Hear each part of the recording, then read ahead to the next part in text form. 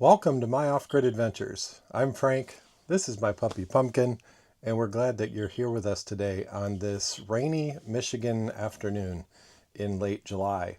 Since it's raining out, we thought we would go through our 7 favorite mods that we made to our RV that I wish that I had made when I first purchased it, but I'm sharing these recommendations with you now so that hopefully you can have a better beginner's experience or even an experienced experience with your RV by adding these things to yours.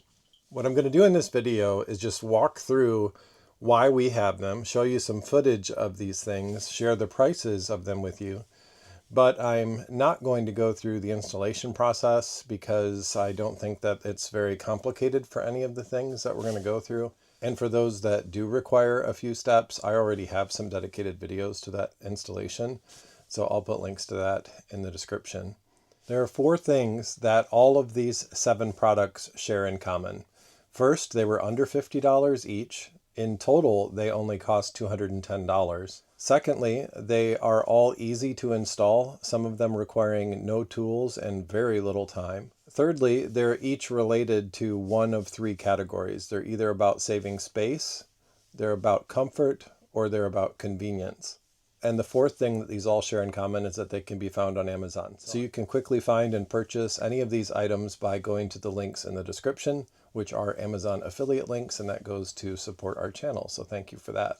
First, let's tackle the items that we've added to our RV that help with saving space. As you know, RVs are small. Even if they have slide outs, they're still confined spaces, and you want to be able to save room anywhere you can. Under saving space, I've got 3 quick things, but they're all related, so I've tied them up into one point, and that is shelves or baskets. Really, they're all baskets, I guess. We purchased a number of small baskets that match really well with the interior of the RV, and we are able to get things up off of the limited countertop space and be able to access things easier, see them easier. And it's just a really nice thing to add this because most likely your RV doesn't come with enough of these. One of the smallest areas for countertop space is the bathroom counter where the sink is. There's just inches of space around that. So having a place to put your toothbrush and your toothpaste is really helpful.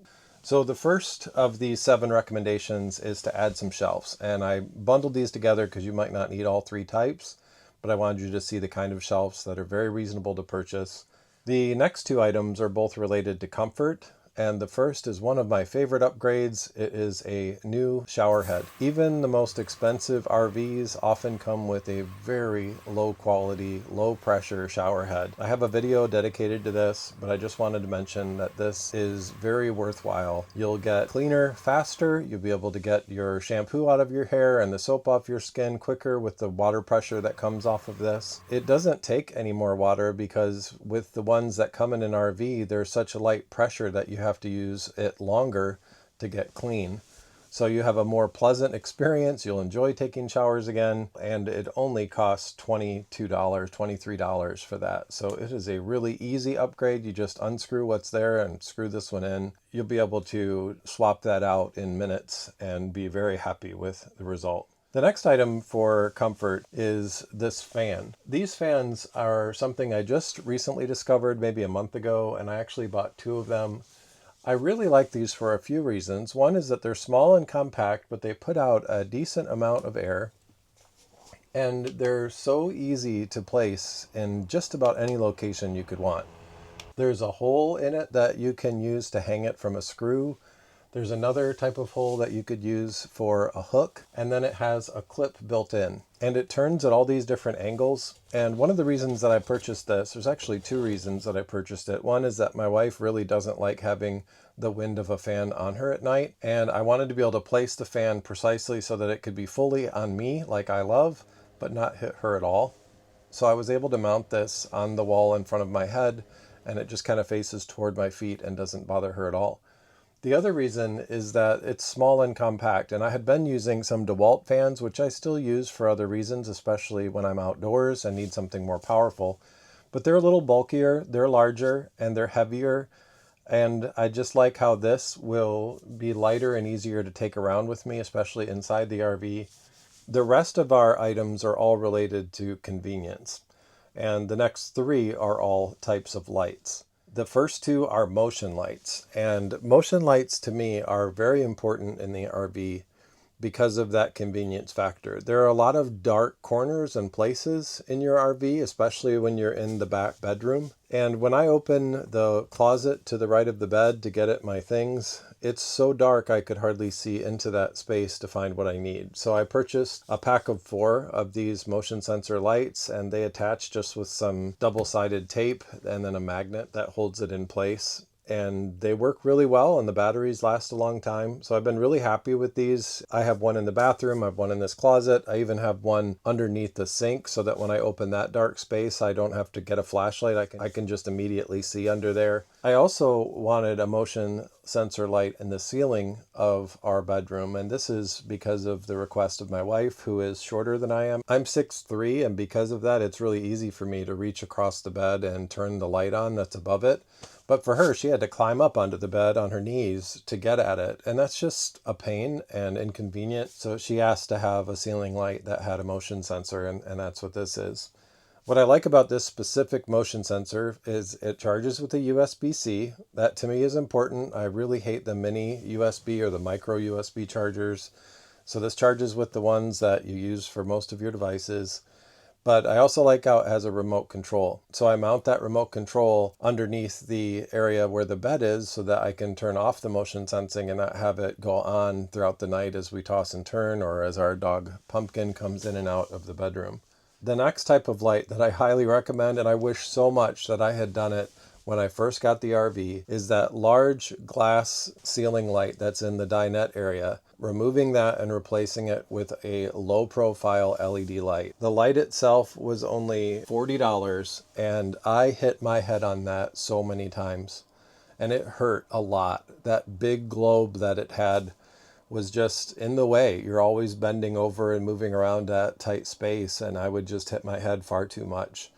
So I purchased this. It was super easy to install, a really fast job, and I am very happy with it. This one adjusts to different lighting settings, and you just have a really sensitive touch system for turning it on and off. I've had no issues with it. It doesn't take much power to run. It's a great addition or a great modification to our RV. The sixth item that I wish that I had purchased when I first got our RV, and I highly recommend it, is a water dispenser. Now, sadly, I couldn't find one that used a USB-C charger. This is one of the only things that I have that does take a micro USB cable, but it's still worth having. And the key to this, in order to save space in your RV, the key is just to drill a small hole through your countertop and get a longer tube than these come with. That extra tube is just going to cost about $8, and it'll give you like a 10-foot tube.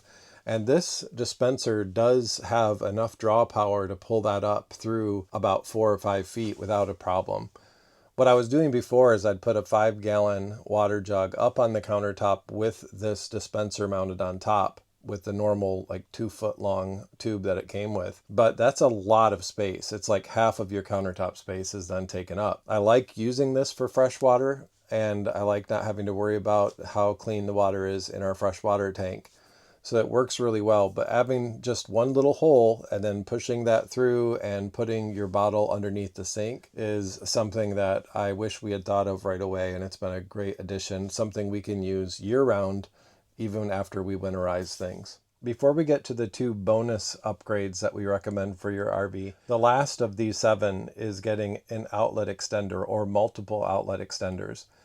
No matter how fancy and expensive your RV is, I bet you're not going to be satisfied with the number of outlets that it has. You've probably got a lot of devices between your phones and your iPads and all of the different things that you need to charge, and there's just never enough. So I recommend getting at least 1 or 2 of these, and you'll be glad to have the extra ability to plug stuff in. So those are the 7, but let me now get to these bonus ones because I do think that they're important too. Both of the bonus items that I want to share with you are related to different sensors. One is a sensor for your refrigerator so that you can tell how cool the inside is in your fridge and in your freezer without opening the door to look or to feel and check it. I leave our refrigerator on all the time because it takes so long for it to cool down. It can take a good part of a day for that to get cold enough for you to put your milk and your meats in there. You don't want to be opening and shutting that door. So it's nice to be able to have this magnetic display on the fridge door that tells you how cool it is. I really recommend that. It's only $20, and I think it's a great way to save energy and save your mind a little bit as you wonder how things are progressing. Speaking of sensors that help you with saving your mind and being very convenient is the last bonus item. The last bonus idea to share with you is the only thing that's over $50, and that's the Mopica Tank Check Pro